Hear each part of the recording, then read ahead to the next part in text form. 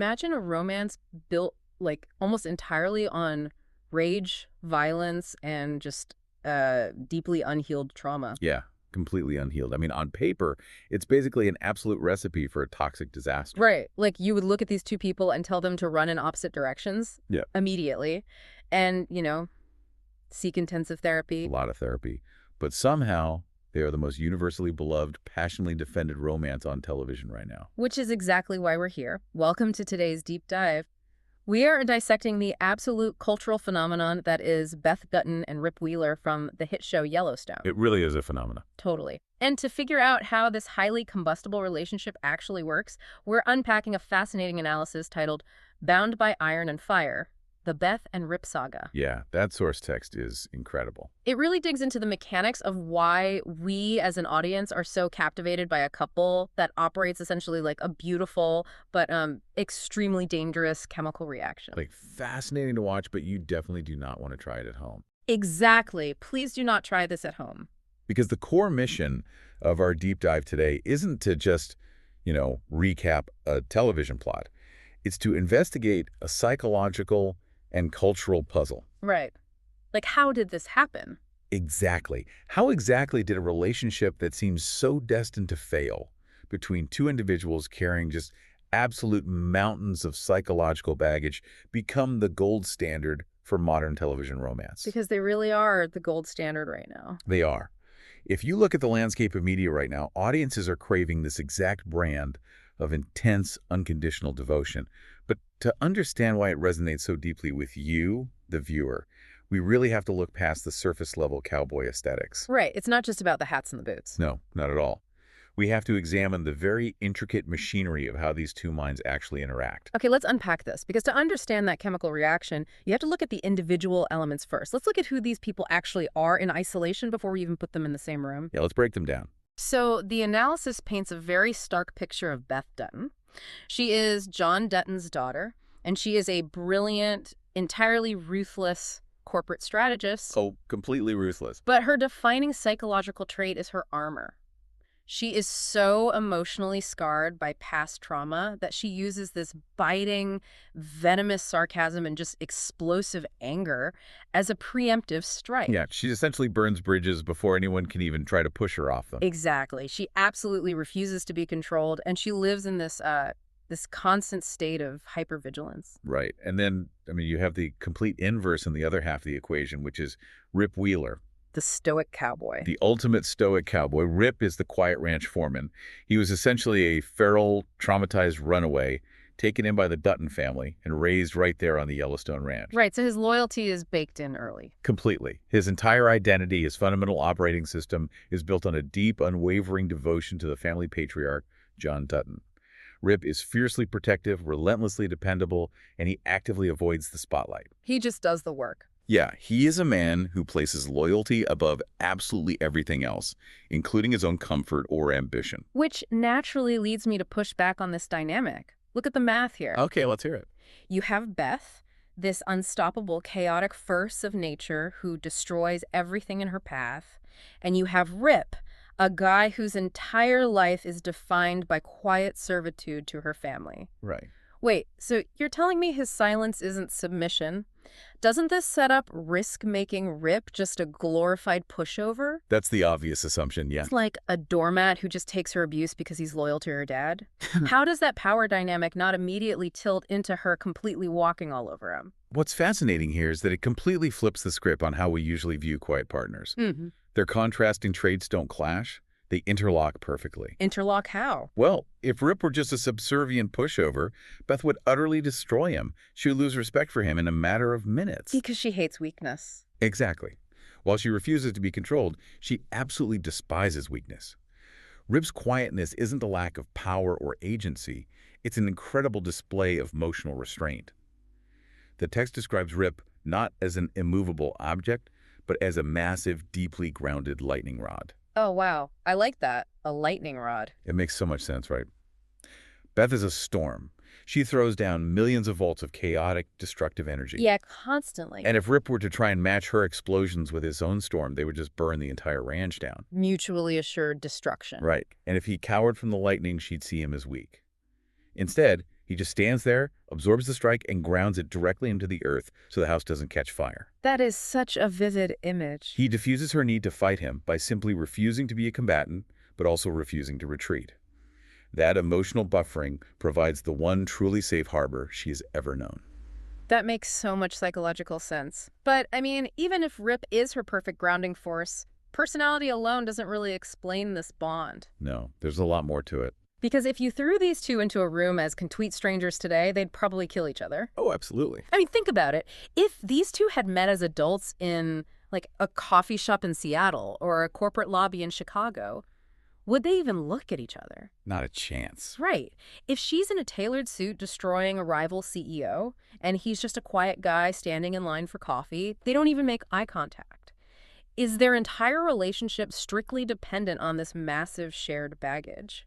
If we connect this to the bigger picture of why audiences respond to them, the answer is a resounding yes.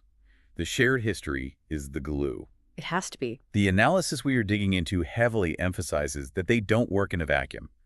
They share a childhood forged in the crucible of the harsh Yellowstone Ranch. They watched each other survive. Yeah, they really grew up in the trenches together. And what that creates is a profound trauma bond, but also a deeply specific shared vocabulary. A shared vocabulary of survival, meaning they don't have to explain themselves to each other. Precisely. In a normal relationship, if you have a trauma trigger, you have to sit down, communicate it, explain where it came from, and, hope your partner understands. Which takes years sometimes. Right. Beth and Rip bypass all of that. They know exactly where the scars came from because they were standing right next to each other when the injuries happened. Wow. Yeah, that changes everything. It creates an authenticity that grounds the romance. It completely bypasses the standard TV trope of opposites attracting just for the sake of witty banter. Yeah, it's not a rom-com. Not at all. If they met in a coffee shop, Beth's armor would instantly repel him. But because they were forged in the same fire, their connection operates on an instinctual, almost primal level. Which completely explains the mechanism behind why fans are so obsessed with them. It's not just about them looking good in cowboy hats. But they do look very good. They do, but it's about what their bond actually represents. The analysis breaks this obsession down into 3 core behavioral pillars. The pillars of fan obsession, yeah. First is this concept of unwavering, bulletproof loyalty. Beth is a character who expects betrayal. Her hypervigilance tells her that everyone will eventually let her down or try to use her. Because historically, they have. Exactly. But Rip just continuously disrupts that expectation. He consistently shows up. He is the only person the deeply untrusting Beth actually trusts. He literally rewires her expectations. Yeah. And that leads directly into the second, perhaps most crucial pillar, radical acceptance. Radical acceptance. Yeah. Rip accepts Beth completely, including her darkest, most destructive flaws. He never pulls her aside and says, you should really try to be softer. You need to tone it down. He never tries to fix her. Never. He understands her darkness. Yeah. He sees her at her absolute worst, and he doesn't flinch. For someone with a trauma response like Beth's, being seen in your ugliest moments and not being abandoned is the ultimate psychological relief. And then there's the protection aspect, which is the third pillar. They have this incredibly intense us against the world mentality. They will both ruthlessly and sometimes violently defend the other. Very violently. So what does this all mean? It's like they've built this heavily fortified castle where they've just completely pulled up the drawbridge. They are safe inside with each other, and everyone else on the outside is classified as a potential threat. That's a perfect analogy. But I have to ask you, and for you listening to this deep dive right now, really think about this in the context of your own life. Is unconditional acceptance of someone's absolute worst, most toxic traits actually romantic? That is the million-dollar question. Or is it just a wildly unrealistic fantasy that we project onto television characters? That is the exact tension that makes them a cultural phenomenon. In a modern world full of fleeting commitments, ghosting, and highly transactional relationships, seeing a love defined by absolute reliability is incredibly intoxicating. It's pure escapism. It is. For the audience, Rip acts as the ultimate fantasy of unconditional love. But you're right to question the reality of it. Radical acceptance of destructive behavior walks a razor-thin line between profound love and dangerous enabling. Right, because pulling up the drawbridge on a fortress might keep your enemies out, But it also traps you inside with your own unhealed demons. You're locked in the tower. Exactly. So are we as an audience just cheering for two people who are essentially engaged in mutually assured destruction? Like, is their devotion actually toxic? This raises an important question about how we consume media versus how we evaluate real-world psychology. The text points out that there is a heavy ongoing debate among viewers about this exact thing. Yeah, people get very heated about it online. Extremely heated. Some look at Beth and Rip and see the absolute pinnacle of romantic devotion. But others look at them and see two people sealing each other off from actual healing. Because they never have to change. Exactly. By completely accepting Beth's destructive rage, does Rip inadvertently prevent her from growing out of it? By demanding Rip's absolute, sometimes violent loyalty, is Beth keeping him trapped in the role of an enforcer, rather than letting him evolve as a man? That is such a compelling point, because Beth is undeniably a massive cultural icon. People wear shirts with her quotes. They love her unshakable confidence and the vulnerability she hides beneath it. She a boss. She is, but there is a very vocal segment of the audience that finds her unchecked behavior deeply toxic, and they view Rip simply as the muscle that enables her chaos. If a real-world couple operated with this intense, isolated codependency, their friends would be staging an intervention. Oh, absolutely. In real life, an us-against-the-world mentality often isolates couples and spirals into toxic codependency pretty fast. Yeah, it doesn't end well in the real world. But in the heightened operatic reality of television, it translates as epic romance because the stakes are literally life and death. The polarization of the audience isn't a flaw in the writing.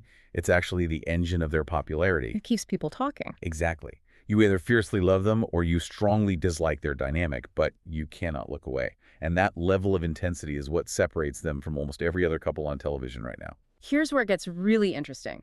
Because to really understand their place in pop culture, the analysis compares Beth and Rip's unique dynamic to other famous TV couples. The heavy hitters. We are talking about the Hall of Fame here. Jim and Pam from The Office, Damon and Elena from The Vampire Diaries, Kate and Anthony from Bridgerton, and Jamie and Claire from Outlander. Those are massive fandom. Massive. But if we put Beth and Rip under the same microscope, what exactly are they doing differently from Jim and Pam's everyday sweetness or the supernatural angst of a love triangle? Well, if we look closely at the mechanics of television writing, the defining difference is how the writers generate drama. Okay, tell me more. Think about the standard TV romance formula. It almost always relies on manufactured internal melodrama. Jim and Pam have seasons of will they won't they miscommunication, followed by marital struggles where they doubt their compatibility. Right, the classic sitcom arc. And Damon and Elena are locked in a massive, agonizing love triangle. Kate and Anthony have an entire season of slow burn denial where they fight their feelings. The drama comes from the characters questioning if they should be together. That's so true. The tension is always built on the audience yelling at the screen. Just tell them how you feel. Exactly. It completely relies on internal doubt. Beth and Rip completely subvert that mechanism. They lack that typical television formula. There's no will they, won't they. None. Once they are locked in, they are completely undeniably locked in. There is zero miscommunication about their devotion.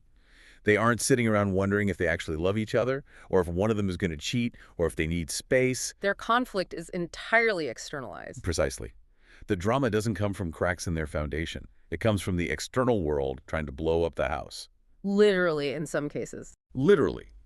They are an absolute united front facing outward. In a television landscape that constantly manufactures breakups and misunderstandings just to keep audiences engaged, a couple whose primary dramatic tension is, how are we going to violently defeat our enemies together today, is incredibly rare and refreshing. Which brings me to the ultimate test, the Jamie Fraser comparison from Outlander. Oh, this is a good one. Jamie is often held up as the absolute gold standard of the loyal, devoted television husband. I mean, people adore him. When you put Rip Wheeler next to Jamie Fraser, who is actually the more loyal partner? The tough call. Because on the surface, they both seem entirely willing to die for the women they love. It really comes down to the mechanism of their morality. Jamie Fraser's loyalty is deeply bound by a larger sense of honor, religion, and a global moral code. He's a righteous man. He is. He wants to be a good man in the eyes of the world, in the eyes of his wife. He will do desperate things for love, but he agonizes over the morality of it. He feels the guilt. Right. Rip Wheeler's loyalty is entirely singular.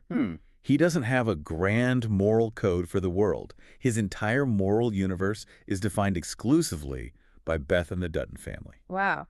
So Jamie Fraser will do the right thing for the world, but Rip Wheeler will literally burn the world down if Beth hands him a match. Exactly. Jamie wants to save the world to make it safe for Claire.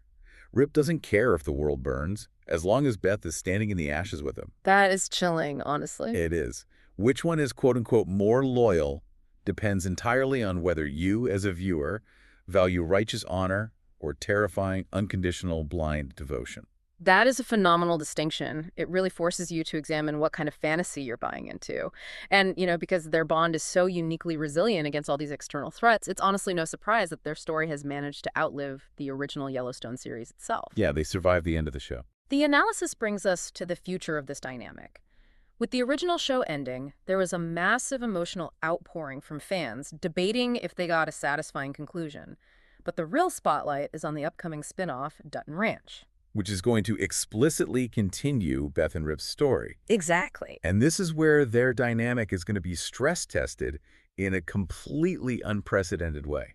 I mean, the reason they were chosen to anchor a new series is obvious. They are arguably the most passionately followed characters in this specific universe. The fans demand more. They do. Audiences are deeply invested. But transitioning from a supporting narrative to the primary focus requires a fundamental shift in how their relationship functions on screen. And I have to play devil's advocate here, just thinking about how television mechanics work. We know they are popular, but can they actually carry an entire series completely on their own without the rest of the Dutton family to act as a buffer? That's the real risk. For years, their relationship was a supporting pillar of a larger saga. They were the enforcers for John Dutton. Now they are the whole building. If you take away the patriarch they were serving, what happens to the enforcers? This raises an important question about narrative structure and character evolution. As the deep dive explores, what fans hope to see in Dutton Ranch is exactly that evolution. Growth. Yeah, growth. Yeah. It is one thing to be the fiercely loyal, slightly feral attack dogs for a powerful patriarch. It is an entirely different challenge to be the absolute center of the narrative, calling the shots and bearing the full weight of the consequences. The buck stops with them now. Exactly. A relationship that was forged in the shadows, built on shared secrets, stolen moments, and reacting to other people's enemies will have to fundamentally adapt. They can no longer just be the unstoppable force and the grounded lightning rod reacting to the storm. They have to actually become the ones steering the ship. Precisely. When the spotlight is permanently fixed on them, their isolated us against the world fortress is going to be cracked wide open. The drawbridge has to come down. It has to.